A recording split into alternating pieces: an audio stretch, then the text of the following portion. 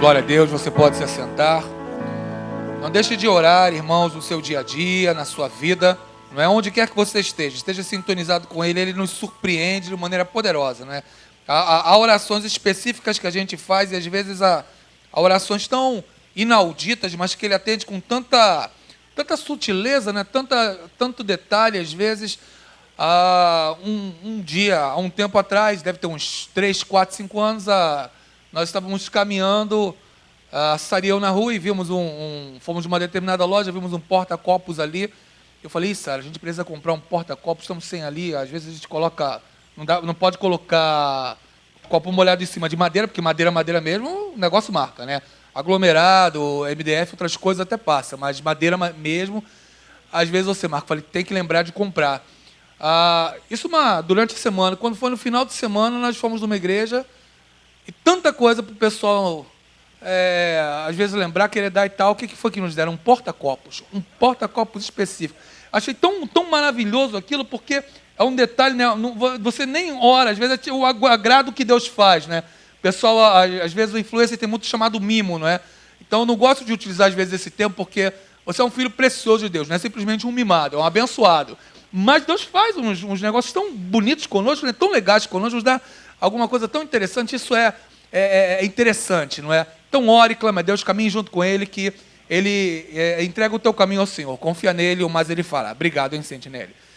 Gálatas, capítulo de número 6, versículo de número 7, o versículo bíblico diz: não erreis, Deus não se deixa escarnecer, porque tudo que o homem semear, isso também ceifará.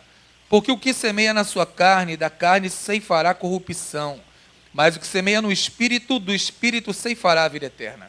E não nos cansemos de fazer o bem, porque a seu tempo ceifaremos, se não houvermos desfalecido. Então, enquanto temos tempo, façamos bem a todos, mas principalmente aos domésticos da fé.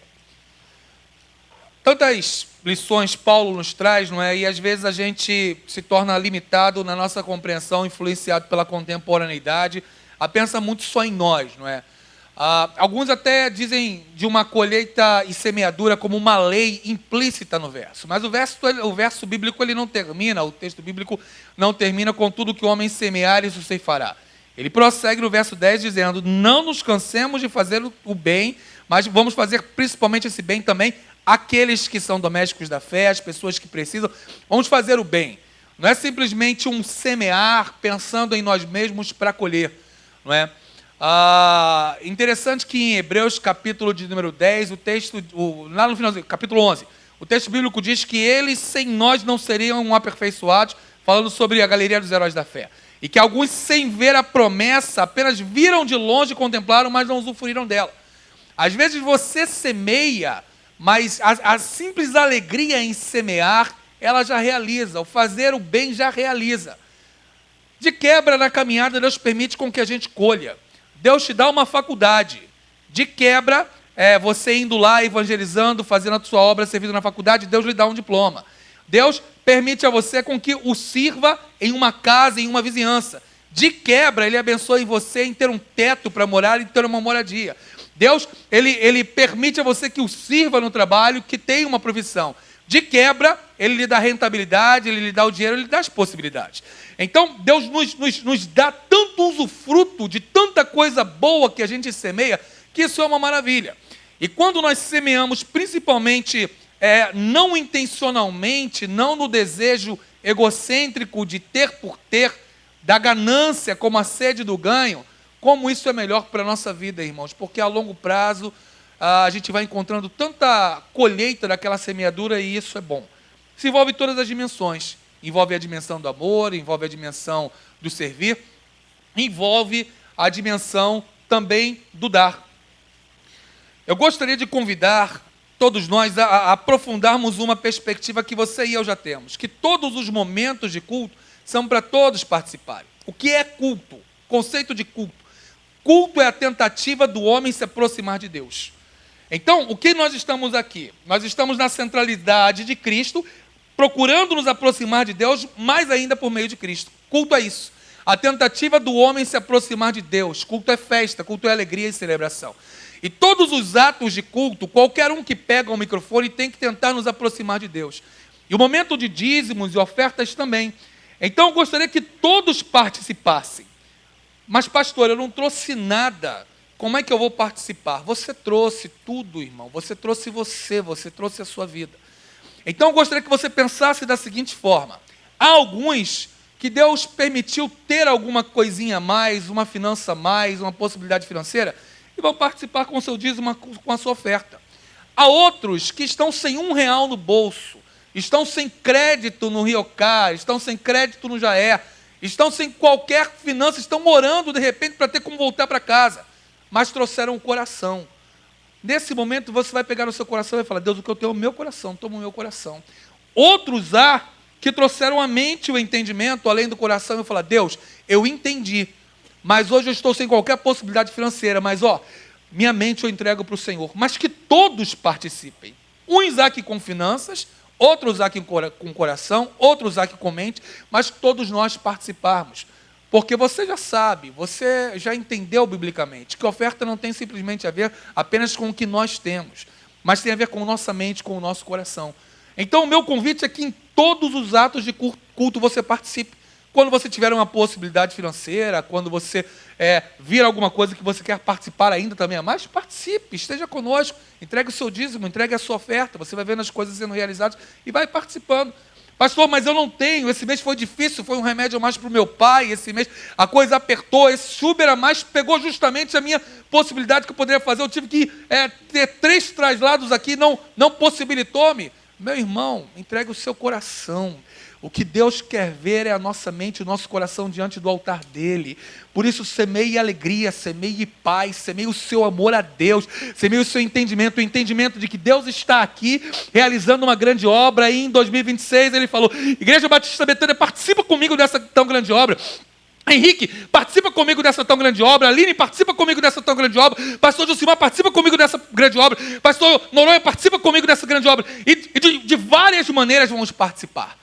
Não fique fora daquilo que Deus está fazendo. Então vamos ficar em pé, vamos cantar. Quem trouxe o seu dízimo, a sua oferta, pode entregar no altar do Senhor. Quem trouxe o seu coração, pode entregar no seu lugar e falar: Senhor, eu te dou o meu coração. Somente entregue somente. Mas vamos cantar com vida, com vigor e com alegria, participando do que Deus está fazendo nesse lugar. Amém?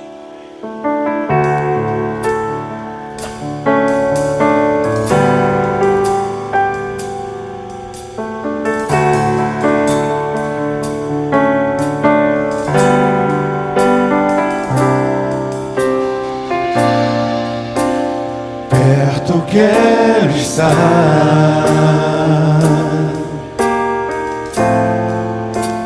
junto aos teus pés,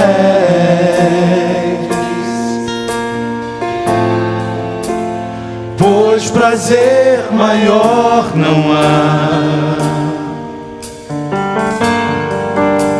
que me render e te adorar.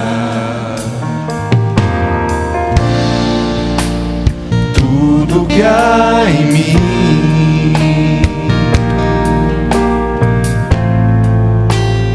quero te ofertar,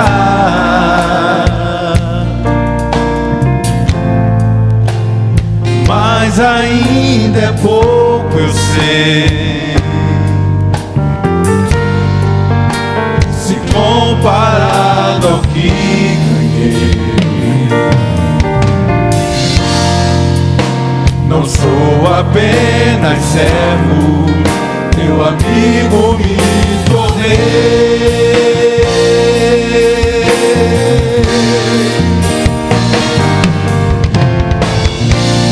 Te louvarei, não importam as circunstâncias.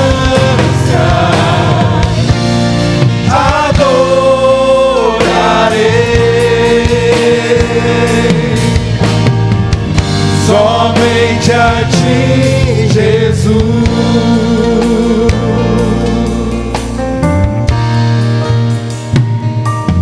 Perto quero estar, perto quero estar,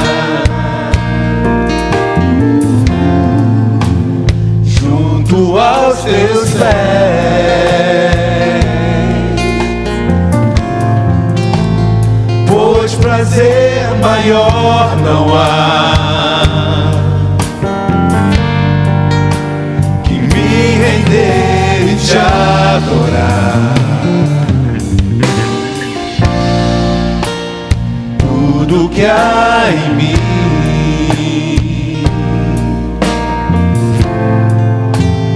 quero te ofertar,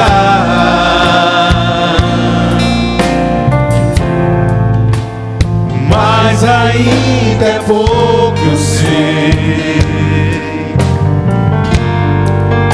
se comparado ao que ganhei. Não sou apenas servo, meu amigo me tornei. Eu te louvarei, te louvarei.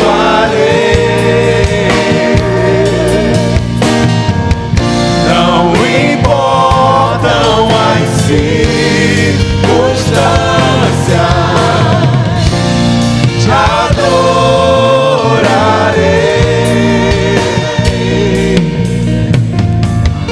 somente a ti, Jesus.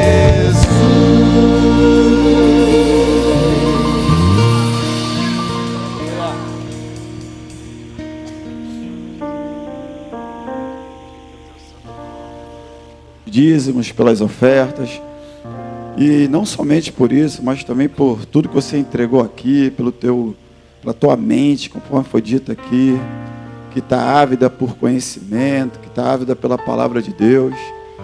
Coloque a sua vida diante do altar, continue colocando a sua vida diante desse Deus Todo-Poderoso que está aqui nesse lugar, e agradeça a Ele pelo privilégio maravilhoso de podermos participar de tão grande obra, ó Deus. Obrigado, Pai. Obrigado porque apesar da sua grandeza, da sua magnitude, ó Pai, o Senhor nos permite participarmos desse momento maravilhoso, que é continuar ofertando, dizimando, e não somente dinheiro, mas toda a nossa vida, o nosso coração. Oh, Pai, muito obrigado, Pai. Em nome de Jesus, nós te agradecemos por esse momento. Que o Senhor continue abençoando, prosperando as nossas vidas. Oh, Pai, em nome de Jesus, continue nos curando, ó Deus. Continue conosco, Pai. Ser conosco durante esse culto, ser com a família pastoral, ser com os enfermos dessa casa, Pai. É em nome de Jesus que nós oramos, consagramos essas ofertas, esses dízimos no seu altar, hoje e sempre. Amém e amém. Amém, igreja? Deus abençoe.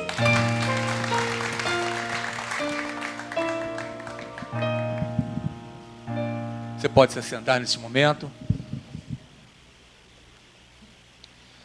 Irmãos, eu gostaria, Deus permitindo, de ao longo dessas próximas quartas-feiras, pensar à luz da Bíblia, não é?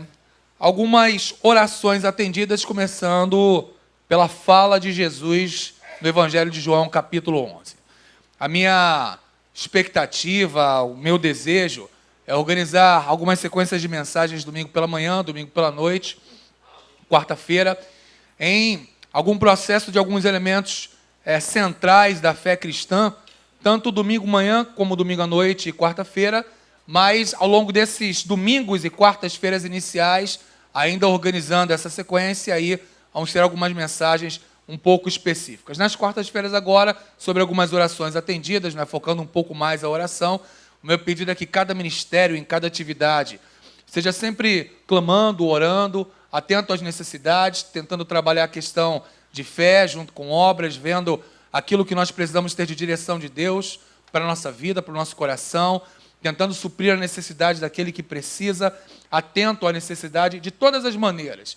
Às vezes a necessidade é material, às vezes a necessidade é emocional, às vezes a necessidade é psicológica, às vezes a necessidade é espiritual, a gente tentar ajudar uns aos outros. Existem idosos que os filhos já viajaram, os netos moram em outro país e às vezes chegam mais cedo em algumas igrejas só para conversar 5 minutinhos com alguma pessoa, 10 minutinhos com alguma pessoa.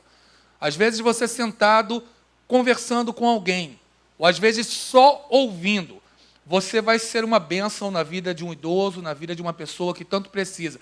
Às vezes na vida de alguém desesperado. Talvez a gente possa diminuir essa estatística de tanta gente que tem dado cabo da sua própria vida, só dando um abraço, só dando um beijo, só dando um bom acolhimento àquela pessoa que está chegando. Eu não sei se você percebeu, mas um pós-pandemia, dentre tantas coisas que nos trouxe, foi que ela deu uma diminuída no nosso costume de abraçar. A gente é carioca, dá 3 beijinhos para casar, mas a gente abraçava um pouquinho mais antes da pandemia. Depois da pandemia, por causa da nossa distância, a gente acabou assimilando alguma coisa e a gente dá um pouquinho menos de abraço. Então, viu alguém, abraça, dá um beijo. Às vezes aquele abraço vai fazer tão bem para uma pessoa, né? E isso vai ser tão interessante. Um camarada um dia desse foi vender alguma coisa na rua para mim. Eu falei, não, me dá um desses aí, campeão. Aí quando eu falei campeão, ele falou, campeão? Há quanto tempo ninguém me chama de alguma coisa boa? Eu falei, mas você é um campeão de Deus. Dali fui em diante, fui num papo, numa conversa. Só uma palavra, só uma frase, só uma expressão, você pode abençoar uma pessoa. Vamos dar um pulinho lá em João 11. Fala sobre a ressurreição de Lázaro.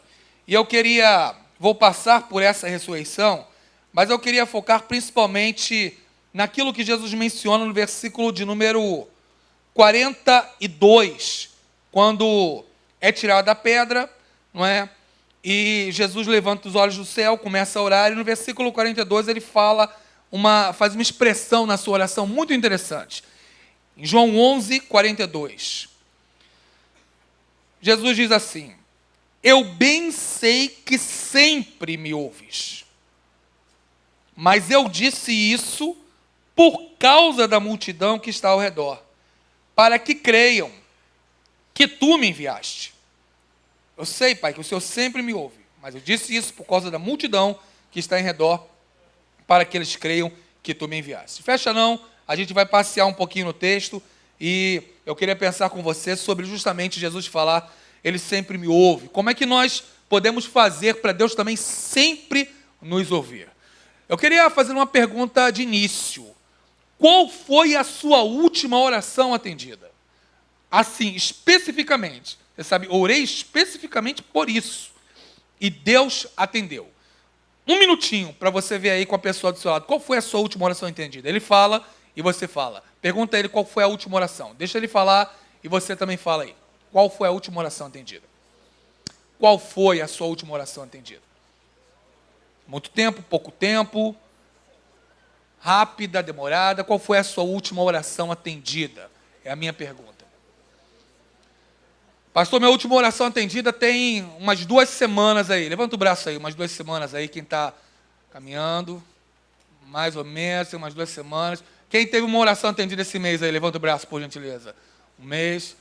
Tá bom, mas vamos continuar clamando e vendo e percebendo. Às vezes Deus tem respondido algumas orações, talvez você não esteja percebendo, mas fique perceptivo aquilo que Deus tem feito e realizado. George Miller foi um homem que teve milhares de orações atendidas. George Miller é considerado um dos grandes homens de fé da história e, por meio da vida dele, muitas vidas foram inspiradas. Pastor José de Miranda Pinto, fundador do Seminário Teológico Betel, em 1939, nasceu na Igreja Batista do Meier e depois foi para algumas localidades ali de Meier, Riachuelo, e ficou depois na localidade onde se encontra hoje, no Rocha. George Miller inspirou pastor José de Miranda Pinto a criar a Associação Evangélica de Fé, com 6 pessoas na Igreja Batista do Meier. Cada um ia entrar com fé.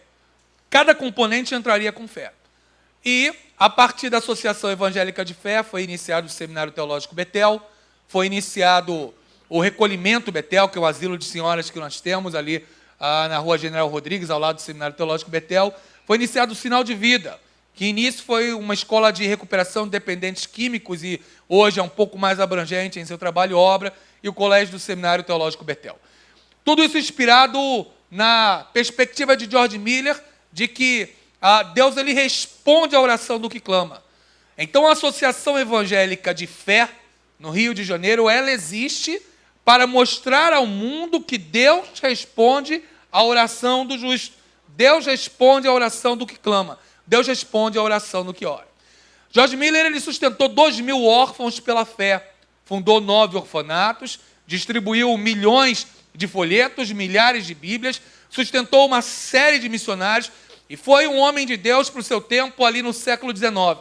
E tudo isso muito tendo as suas orações respondidas. Uma das orações respondidas sobre George Miller é quando George Miller ia para uma conferência no Canadá, e aquela época de barco, e uma neblina muito grande, ela envolvia o navio de maneira que eles não conseguiam enxergar para onde ia. E o capitão do navio, ele chamou toda a tripulação ao convés e disse: eu sinto informar aos senhores, mas quem tem compromissos pode esquecer um pouco da chegada no horário, que nós não vamos chegar no horário de forma nenhuma. George Miller, com a simplicidade mesclada com a profundidade que caracteriza santos homens de Deus ao longo da história, pediu ao capitão e disse: capitão, eu posso orar com a tripulação? O senhor permite? Eu permito. E fez uma oração singela, simples e humilde. Deus, dissipe essa neblina, porque eu já marquei muitos compromissos na minha vida. E aos 80 e tantos anos de vida, eu nunca cheguei atrasado em um compromisso. Meia hora depois, a neblina dissipada, George Miller chegou na hora, e o capitão do navio contou essa história a vários dos biógrafos de George Miller, o quanto aquela certeza de fé de George Miller impactou a vida do capitão. George Miller teve milhares de orações atendidas. O que aconteceu com ele também pode acontecer conosco. Mas será que Deus sempre nos ouve? Deus sempre ouve a nossa oração? Vamos dar uma olhadinha no texto bíblico de João, capítulo 11, versículos 41 e 42, para entendermos algumas peculiaridades. Capítulo 11, o texto começa dizendo sobre Lázaro. Esse Lázaro, muitos de nós já conhecemos, e você que não conhece, quero ambientá-lo a ele. Ele faz parte de uma tríade de irmãos que nós conhecemos. A gente não sabe se tinha mais, mas a Bíblia apresenta um Lázaro, apresenta uma Marta e uma Maria. Essa Marta e Maria nos são apresentadas também em Lucas 10, 38 a 42. Marta, uma diaconisa. O termo utilizado para Marta em Lucas 10, 38 é diaconem, aquela que serve.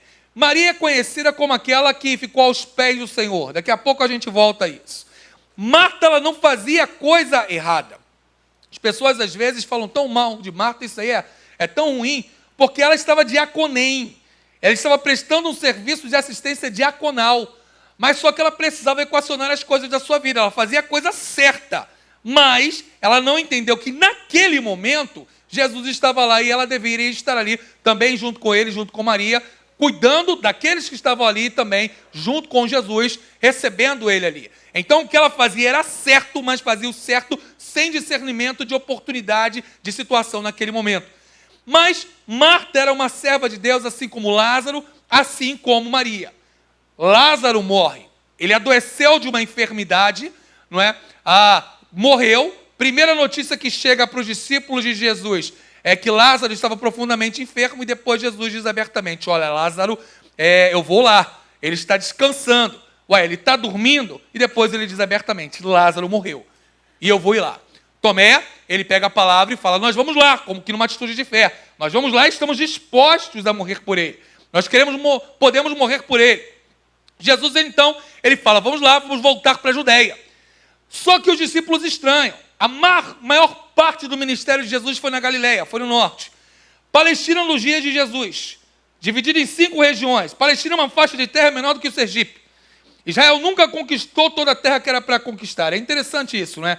Você vê desde Gênesis, a primeira vez que parece a incidência da promessa a Israel, a promessa de terra de Israel vem desde o Tigre e Eufrates até o Nilo. Então essa foi a promessa de Abraão. Você vai vir desde o Tigre do Eufrates até o Nilo. O espaço era muito grande, mas ele pega, o Josué, quando conquista a terra, conquista uma faixa de terra que é menor do que o Sergipe, muito pequena.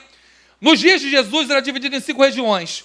O sul era a Judéia, o meio Samaria, o norte a Galileia.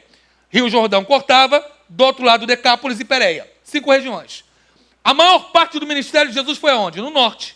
É como se Jesus pastoreasse a maior parte do seu ministério no Amazonas e no Pará, lá no norte. Então pastoreou a maior parte do ministério da Galileia. Mateus e Marcos cobrem muito isso.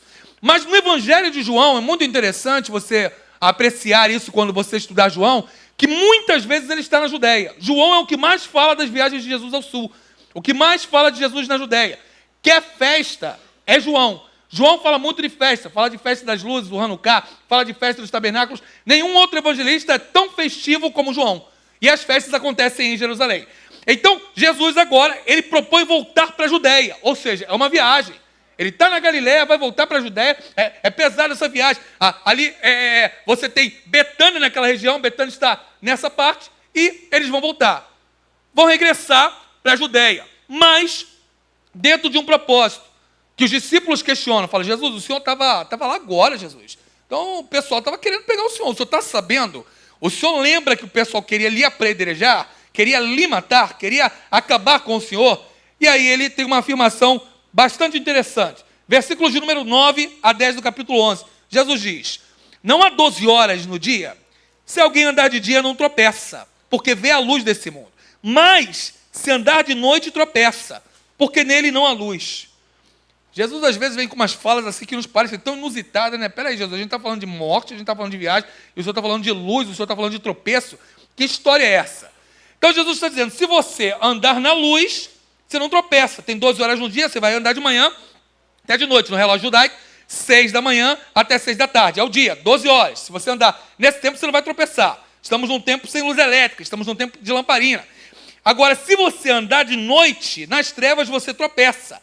Ora, quem é a luz? Lâmpada para os meus pés e a tua palavra, luz para o meu caminho. Então, Deus, ele ilumina nos nossos caminhos. Se nós andarmos em Deus, nós vamos sempre estar andando na hora certa, no tempo certo, no propósito correto. Então, enquanto os discípulos, eles entendem que Jesus está fora do tempo, está voltando, ele perdeu o compasso, perdeu a hora, perdeu o tempo, Jesus está querendo te apedrejar, e ele está dizendo, está no tempo certo. Eu estou indo na hora correta. Eu ando na direção de Deus, no propósito de Deus, eu ando na luz. Então eu estou indo lá, eu sei o que estou fazendo. Nas entrelinhas ele está dizendo, estou indo na hora certa. Eu estou indo e sou regido mediante o propósito de Deus. Porque essa enfermidade, ela não é para a morte, mas é para a glória de Deus. Versículo de número 16 e 42 traz uma expressão muito interessante. Nós temos para, em português, a preposição, que muitas vezes ela pode indicar lugar para onde a gente está indo. Eu vou para casa. E nós temos para no sentido de finalidade. Para que pregamos a palavra de Deus? Para alcançar nossas vidas, alcançar pessoas, para edificar. Finalidade. Em grego há termos diferentes para isso. Em grego, riná é um para de finalidade. Pode ser substituído por a fim de quê? Então Jesus diz, esta enfermidade é a fim de que a glória de Deus se manifeste. É a finalidade, aquele para ali. Então essa enfermidade não é para a morte. O texto diz, então Tomé é chamado Dídimo de seus discípulos. Vamos também para morrermos com ele. Finalidade. 12, 16, 42. Ali está tratando de finalidade. Há uma finalidade. Essa enfermidade, ela é para a glória de Deus, está apontando a glória de Deus. Jesus e os discípulos vão, eles seguem. Quando eles seguem, encontram com Marta e Maria. Primeiro com Marta. Jesus, se o Senhor estivesse aqui, o meu irmão não teria morrido. Marta, teu irmão há de se ressuscitar. Sim, Senhor, eu sei que ele há de ressuscitar na ressurreição do último dia.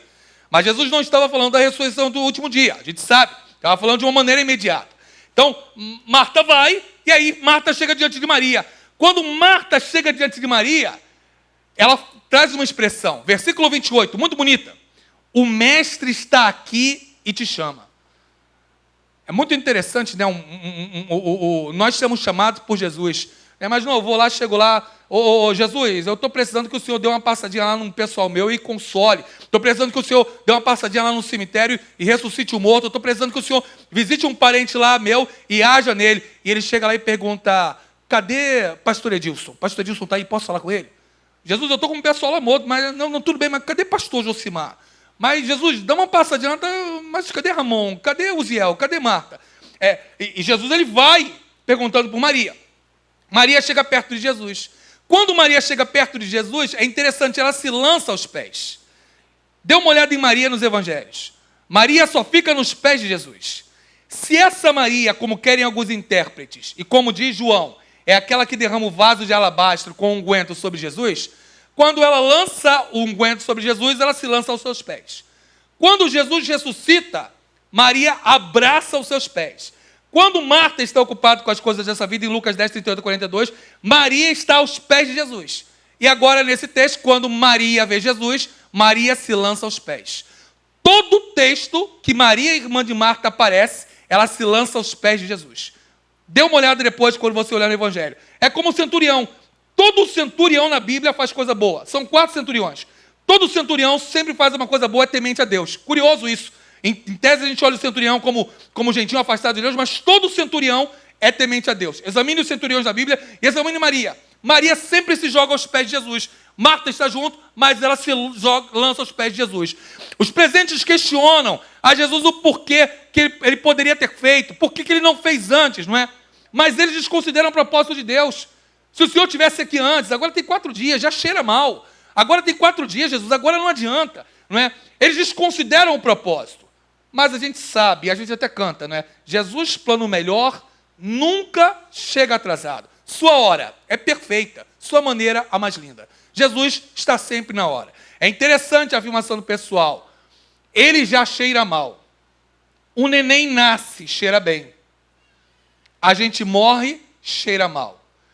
Você não precisa, vou abrir um parênteses, vou pedir a você permissão para uma teoria minha. Tu não é lugar de ficar soltando teoria, mas eu tenho a impressão, e estou examinando isso, mas não tenho tanta base escriturística para falar, mas depois você examine comigo. Minha tese é que o pecado alterou o nosso cheiro. Tudo que sai de nós cheira mal. Hálito, cera de ouvido, axilas. É claro que eu vou parar por aí, né, irmão? Mas você já foi com a sua imaginação longe. Agora, pega o neném e dá um cheiro no neném. Que delícia, né? Até o que sai do neném é diferente. É mecônio. Não é? E o mecônio é muito diferente depois que ele começa a ter alimentos sólidos. Aí a coisa fica complicada. Não é? Mas até o mecônio é diferente. Não é? Tudo que sai, aquele cheirinho de neném é uma coisa fantástica, uma coisa maravilhosa, mas a gente morre cheirando mal. A minha perspectiva, mas eu não tenho base para falar para você, e eu quero só fechar aqui a minha digressão, perdoa um pouco a minha loucura aí quase caminhando, mas compartilhando meus botões com você, eu entendo que o pecado talvez tenha afetado o nosso cheiro, não é? E nós passemos a cheirar mal, porque eu não consigo ver no céu a gente cheirando mal, uma vez que o céu é um lugar agradável. Você vai ter um perfume mais maravilhoso do que esse perfume de Cristo que tem. Eu acredito que você vai cheirar mais cheiroso, mais cheirosa do que já é, não é? Vai ser uma benção, uma maravilha, né? Não precisa mais de Avon, Natura, Embeleze e por aí vai. Bem, mas fecha aí o parêntese e representantes não fiquem chateados comigo. Por enquanto, usa tudo isso que faz bem pra gente e pra você também. Jesus ora, ele diz: Senhor, eu sei que o Senhor sempre me ouve, mas pelos que estão ao meu redor, pelos que estão junto de mim, eu falo. Então ele chega numa casa em que há uma tristeza ampla, não é? Marta e Maria choram, vão ao encontro dele, ele é levado ao lugar onde Lázaro foi sepultado. Quando ele chega lá, tem 4 dias, cheira mal, manda o pessoal tirar a pedra, mas ele ora. Fala: Senhor, eu sei que o Senhor vai fazer, eu sei que o Senhor ouve, o Senhor sempre me ouve. Mas eu estou falando isso para que aqueles que estão ao meu redor, eles ouçam, eles saibam que o Senhor é Deus que responde oração. Então entra uma pergunta minha para você em relação à questão de Jesus. Se a oração de Jesus ela é atendida, como você e eu vamos ter essa possibilidade de ter a oração atendida? Deus, ele ouve a oração daqueles que estão em Cristo, pois sempre ouve a oração de Cristo, que ora segundo o propósito do Pai. Então, se Deus sempre ouve a oração de Cristo, ele diz: o Senhor sempre me ouve, afirmação teológica, o Senhor está sempre me ouvindo, então eu vou estar em Cristo, porque se ele ouve sempre a oração de Cristo, em Cristo eu vou orar segundo o propósito de Deus, em Cristo eu vou orar como Deus quer que eu ore, em Cristo o meu coração vai ser inclinado à vontade dele, em Cristo a minha oração sempre será ouvida. Porque ele sempre ouve a oração de Cristo. Mas, aí temos que entender que a oração não é porque Deus precisa, se Deus já sabe cada palavra que sai dos nossos lábios. Mas a oração, ela me muda, ela me transforma. Nós não oramos simplesmente porque Deus precisa das nossas orações, mas porque nós precisamos orar, porque Ele determinou, porque Ele mandou, porque quando eu oro, a oração me muda, quando eu oro, a oração me transforma, quando eu oro, eu sou moldado ao propósito de Deus. Lembra daquela viúva? A viúva de Lucas, capítulo de número 18, quando Jesus conta a parábola do juiz Inico, e aquela viúva, ela quer pegar o juiz, e o juiz diz, eu vou fazer justiça àquela viúva, porque senão aquela viúva vai me encontrar e vai me acertar um murro, vai me acertar um soco no olho. É interessante, o termo ali que é utilizado para o juiz, com medo da viúva, é hipopiatio, esmurrar. O juiz está com medo que ela lhe dê um soco. É o mesmo termo que só aparece em 1 Coríntios 9, 25, quando Paulo diz, eu esmurro o meu corpo. É aquilo que o Phelps fazia. O Phelps ia nadar e dava uns tapas aqui. Ele era brancão, grandão, né? Uns ombros, parecia super-herói. Ele batia aqui, batia ali, ficava tudo vermelho. É isso. Então o juiz tem medo que a viúva lhe bata. E aí, Jesus ensinando, fechando a parábola, diz, se Deus faz justiça através daquele injusto juiz, como não fará justiça para os seus escolhidos, ainda que tardio para com eles? O termo ali é, vindo com a sua paciência sobre eles. Quando nós oramos, a gente está chateado, está brabo, quer esmagar o pescoço de um, está ruim a situação. E aí a gente se prostra diante do Pai, vai orar, vai clamar. E quando a gente ora brabo e diz, olha, eu vou pegar o pescoço de um, aí Deus vai nos moldando, transformando, inclinando o nosso coração, tirando aquela raiva, vindo com a paciência. Se a gente colocasse na linguagem de hoje quando eu oro, Deus alonga o meu pavio. Quando você ora, Deus alonga o teu pavio também. Pode falar para quem está do seu lado. Está nervoso? Vai orar, Deus alonga o teu pavio. Pode falar, Deus alonga o teu pavio. Deus alonga o teu pavio. Deus alonga, Ele alonga. Ele alonga, irmãos, nosso pavio. Está bravo? Ora, clama. Ele vai alongar seu pavio. Tem pavio para você, tem pavio para mim. Então, quando nós oramos, a oração, ela também nos molda. Ela também nos muda. Porque nós oramos, clamamos, e aí vamos nos enquadrando no propósito de Deus. Quando oramos, o nosso coração congrui a vontade de Deus e ele é adequado, readequado, moldado à vontade de Deus. Por isso, Deus ouve a oração daqueles que estão em Cristo, porque sempre houve a oração de Cristo que ora segundo o seu propósito. E por isso nós precisamos nos envolver em seu propósito. Jesus diz, eu sei que sempre me ouves. Ele diz em João 4,34, a minha comida é essa, fazer a vontade daquele que me enviou e realizar a sua obra. Então, por que comer para Jesus é fazer a vontade do que o enviou e realizar a sua obra? Porque realizar o propósito de Deus alimenta a nossa alma. Porque realizar o propósito de Deus traz sentido à nossa vida. Porque realizar o propósito de Deus nos fortalece e nos alimenta. Quer ver um homem imparável, quer ver uma mulher imbatível, quer ver alguém que não pode ser detido, alguém como Os Guinness alcunhou de um homem impossível. Essa pessoa é alguém plena de propósito e de sentido na vida. Uma pessoa com um propósito, ela não pode ser detida. Ela consegue caminhar e ela se torna imparável. Os Guinness escreveu um livro falando sobre o povo de Deus como gente impossível que caminha no propósito de Deus. Eu sei que sempre me ouves, disse Jesus, quando a gente se envolve no propósito. Por quê? Porque você vai orar, e aí quando você ora em Cristo, seu coração vai sendo moldado e mudado. De repente você orou pedindo que aquele namoro retornasse. Ah, Senhor, mas eu gosto tanto daquele camarada, eu gosto tanto daquela pessoa, quero casar com ela, mas rompeu o namoro. Ah, Senhor, traz de volta. E você vai orando. E de repente, enquanto você vai orando, o seu coração vai mudando. Porque Deus vai colocando, dizendo, olha, você está pedindo isso, mas isso não é o melhor para você não. Estou te livrando de uma furada, estou te dando um livramento. Estou te dando aí para você sair dessa furada, porque eu que desatei, se você quiser, posso até trazer de volta. Mas deixa eu colocar aqui no teu coração, abre o coração para eu colocar, para mostrar a você que tem outra proposta que é melhor para você, e que aquele namoro não foi simplesmente do nada que rompeu. Foi simplesmente um livramento para a sua vida. E tem pessoas que estão insistindo no que não é para insistir. Agora, quando você ora, Deus me dá a direção se é para comprar aquela casa ou não. Deus me dá a direção se é para voltar com aquele namoro ou não. Deus me dá a direção se é para noivar ou não. Deus me dá a direção se é para eu mudar de emprego ou não, concurso ou não, fazer aquilo ou não, investir nisso, aquilo ou não. Quando você ora e abre o coração, teu coração vai se alinhando. E aí você vai percebendo o sim e o não de Deus. George Miller, que falamos no início, antes de orar para comprar mais uma casa, porque tudo dependia pela fé. É que nem a gente hoje, a gente depende tudo pela fé, né? O brasileiro vive pela fé, porque é misericórdia, né? E aí, ele com o dinheiro contado tudo literalmente pela fé, Senhor, é para comprar mais um orfanato ou não? Ele não começava orando assim.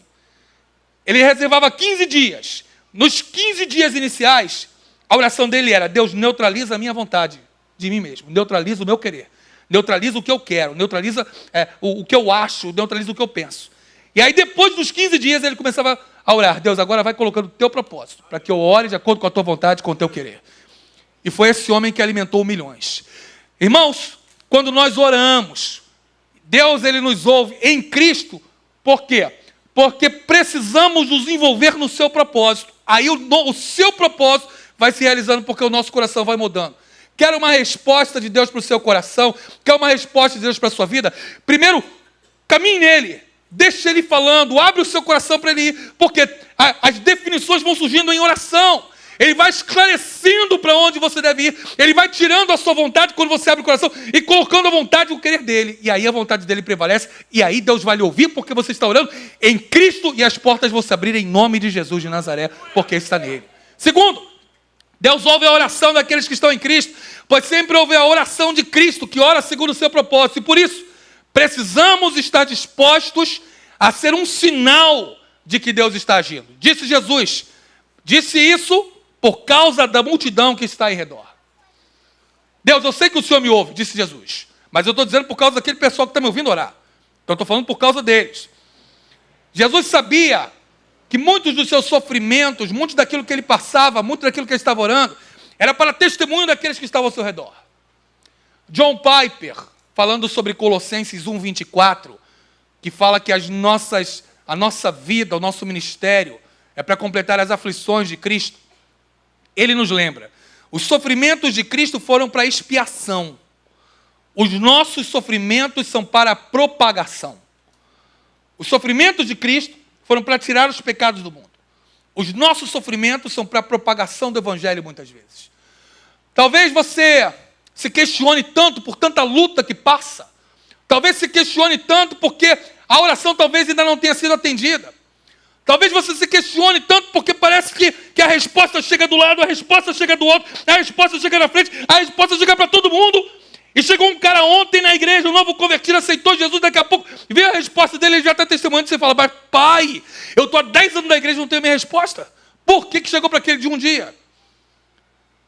Por que chegou naquele momento? Por que já chegou naquela hora? Deus, muitas vezes, sabendo do nosso compromisso de coração com Ele, agradou a Ele separar muitos de nós para nos tornarmos um sinal de testemunho da fidelidade daquilo que Ele quer realizar, daquilo que Ele quer fazer. Porque ainda que você não tenha recebido a resposta, você está aqui buscando. Ainda que você não tenha recebido aquilo que orava e que queria, você continua firme. Ainda que você não tenha recebido aquela resposta específica pela qual clamou, você não abandonou. Você tornou-se resiliente e perseverou e escolheu permanecer. Por quê? Talvez porque Deus tenha escolhido você para ser um sinal para aquele vizinho que você nem conhece o nome. Mas quando vê você saindo do apartamento, quando vê você saindo da rua, quando vê você pegando ônibus, e sabe que você tem uma luta, sabe que você tem uma prova, mas você não abandonou, ele fala: cara, mas como é que aquela pessoa permanece? Deus deve ser bom demais, porque para essa pessoa estar firme, mesmo não tendo resposta, Ele deve ser maravilhoso. Vou servir a esse Deus também. Talvez você tenha sido escolhido como esse sinal de Deus. Abraão tornou-se uma referência para Deus. Deus disse: eu vou abençoar quem você abençoar. Eu vou amaldiçoar quem você amaldiçoar. E em você, Paulo diz lá na frente de Gálatas 3:8-14, em ti, no seu descendente que é Cristo, serão benditas todas as famílias da terra. Talvez Deus tenha escolhido de você um sinal de referência, de fidelidade a Ele, de lealdade dEle, de uma pessoa que não depende do que Ele tem para ser feliz, de uma pessoa que não depende do que Ele dá para ser fiel, de uma pessoa que não depende dos presentes, mas depende da presença. E você, como um sinal de Deus, escolhido por Deus para testemunho daqueles que estão ao redor, é uma referência do sinal de Deus. E por isso, quando nós estamos em Cristo, Deus sempre atende oração, e talvez tenha nos escolhido para ser um sinal de fidelidade, e essa seja a resposta de oração que você mais esteja precisando. A gente não entende às vezes o porquê. Porque a resposta não veio, porque não chegou.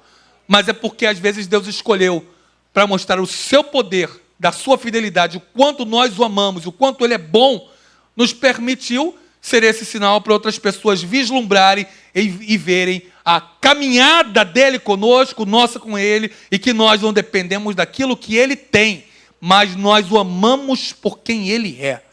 Terceiro, Deus ouve a oração daqueles que estão em Cristo, pois sempre ouve a oração de Cristo, que ora segundo o seu propósito. E por isso, precisamos manter o foco nele, para reinar, a fim de quê? Para que creiam que tu me enviaste. O foco é ele. Como o Central 3 canta, tem tudo a ver com ele. Sem ele eu não sei para onde devo ir. Tem tudo a ver com ele, manter o foco nele. Mas como manter o foco nele no mundo de distração, irmãos? Como manter o foco nele? Se simplesmente a gente não consegue ficar quietinho num canto, sem um som ligado ou sem um barulho. Como manter o foco nele no mundo que nos convida a entretenimento atrás de entretenimento? Como manter o foco nele? Não precisa manter o foco longínquamente, teologicamente, agora em tudo não. Mas a minha pergunta para saber se você está mantendo o foco não responde em voz alta não. Só fica para você. Mas qual foi a primeira pergunta que eu fiz nessa mensagem? Fica só aí para você. Qual foi a primeira pergunta? Agora aí pergunta para quem está do seu lado. Qual foi a primeira pergunta da mensagem?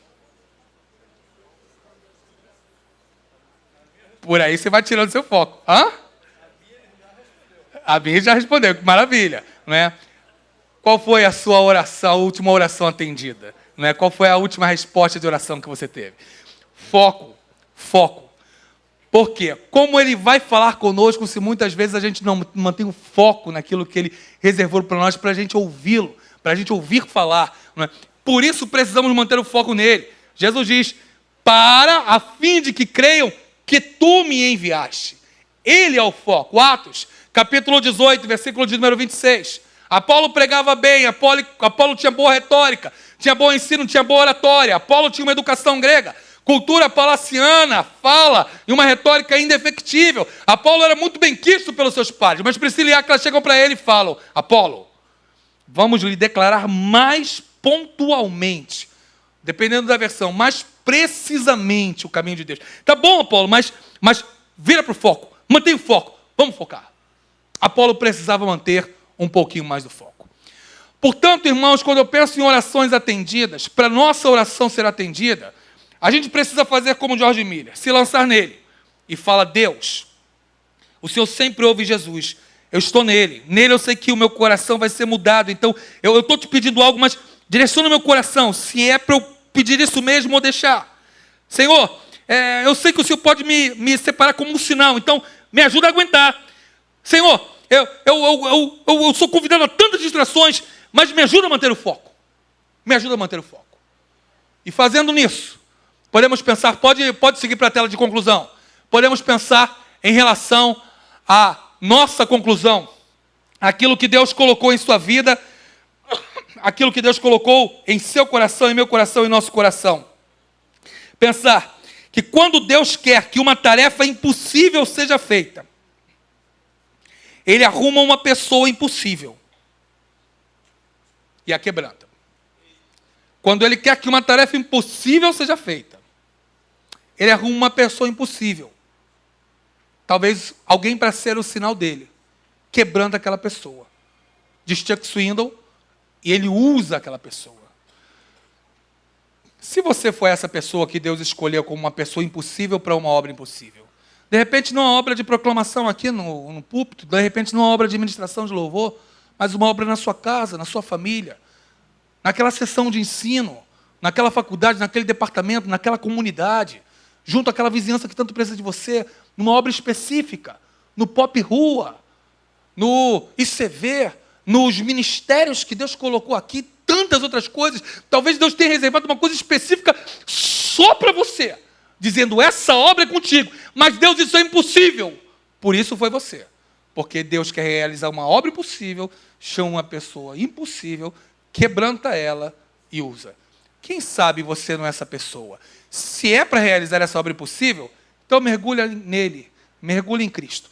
Que nele a sua oração será sempre atendida, segundo o propósito do Pai, e Deus te abençoará. Amém?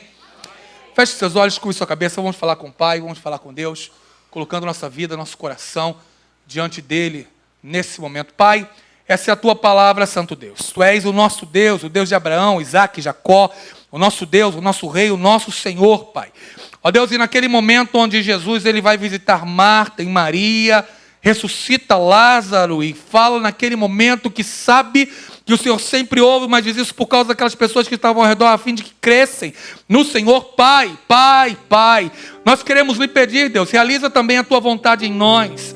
Mas há pessoas que estão aqui, Pai, que estão orando para saberem, ó Deus, a Tua vontade, para entenderem o Teu querer. Nós queremos lhe pedir, Pai, que o Senhor vá inclinando, ó Deus, cada coração aqui à Tua vontade, cada coração aqui ao Teu querer, Pai. Há pessoas que precisam de direção e vieram em busca de direção. Nós queremos pedir, Pai, que a sua vontade humana, ela vá perdendo força e o Senhor vá fazendo prevalecer a Tua paz na decisão dessa pessoa com o Teu querer, inclinando o coração dela à Tua vontade.